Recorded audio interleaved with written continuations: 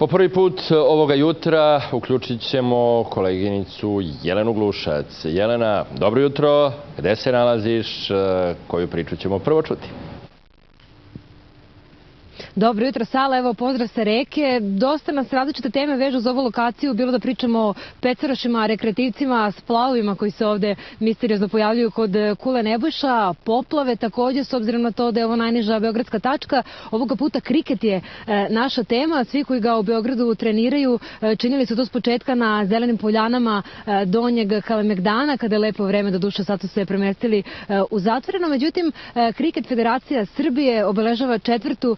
godinu i zbog načina na koji oni to čine sa nama predsjednik Federacije Haris Dajić ovoga jutra. Dobro jutro, hvala što ste ovde. I vama i vašim slušalcima. Hvala. Dakle, vi organizujete jedan lep sportski dan deci prihvatilišta Beograda. Da, praktično odlučili smo da na jedan drugačiji način obeležimo 4 godine formalnog postojanja Kriket Federacije Srbije.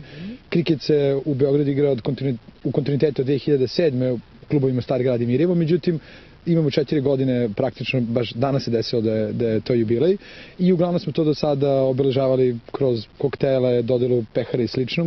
Međutim, ono što je pokazalo sadašnja praksa da kad god smo učestvovali u nekim humanitarnim akcijama, čiji glavni cilj je bio promocije kriketa upravo dali za među socijalno ugroženim. Ovo nisu socijalno ugroženi, ovo su deca prosto koje su u prihvatilištu, da je to izazvalo onako veoma prvenstveno lepe reakcije njih samih. Da su to bila deca u Bujanovcu, u Krvskoj ili gde god. Kako će izgledati današnji dan? On počinje u 1 sat, je li tako? Da, on počinje u 1, odnosno malo pre 1 će početi. Pa praktično mi ćemo s njima raditi quick cricket. Quick cricket je jedna vrlo dinamična forma kriketa i veoma bezbedna, igra se sa plastičnim palicama i sa gumnim lopticama i tu će biti uključeno oko 20-ak, možda malo manje mališana i omladinaca samog prihvatilišta. I to je lepa forma kriketa zato što, kao i većina forma kriketa, do juniorskog uzrasta mogu da igraju i dečaci i devojčice i praktično za to vam je neophodna, možete koristiti tenisku lopticu, plastične palice i vikec, odnosno te kriket stativice. Kako se kriket razvija u Beogradu? To nije neki sport poput fudbala, košarke, rukometa, tenisa koji ćemo vidjeti na televiziji pa će dečaci reći ja hoću ovo da treniram, ili sad da kažem da je ovako neki rekreativni dan, da je vikend, pa da kažem idem da plivam, da vozim bicikl, da igram kriket. Sad ne znam da neko to kaže, a kaže očigledno.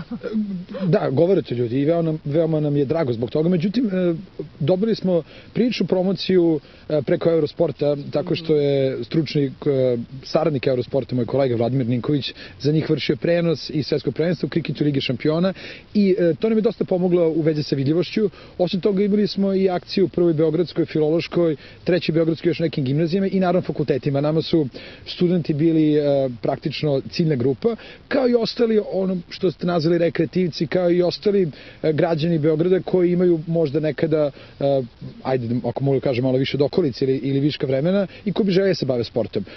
Prednost kriketa u odnosu na druge sportove što vas apsolutno niko ne tera da vi trenirate 5 puta nedeljno, dovoljno 1 put, 2 put, koliko god vi možete i naravno razlog zbog čega smo se odlučili za kriket, opet i nas nekolicina je bila, bavila se drugim sportovima ne tako poznatim i popularnim ovde, ali svakako popularnim od kriketa, jeste taj što on stvarno vas ne diskriminiše u smislu godina, pola, bilo čega. Najbolji potvrda toga je kapitan trenutno pobedničkog kluba u Srbiji je do prošle godine bio gospodin iz Južne Afrike koji ima 51 godinu.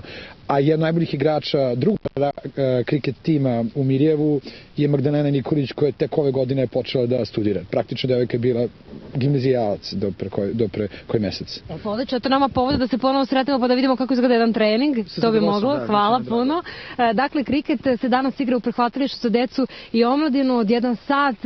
Jedna naša ekipa svakako biće tamo, a mi kao i uvek nedeljom nastavljamo u sportskom duhu, bavimo se karateom u nastavku jutra već za pola sata. Sale?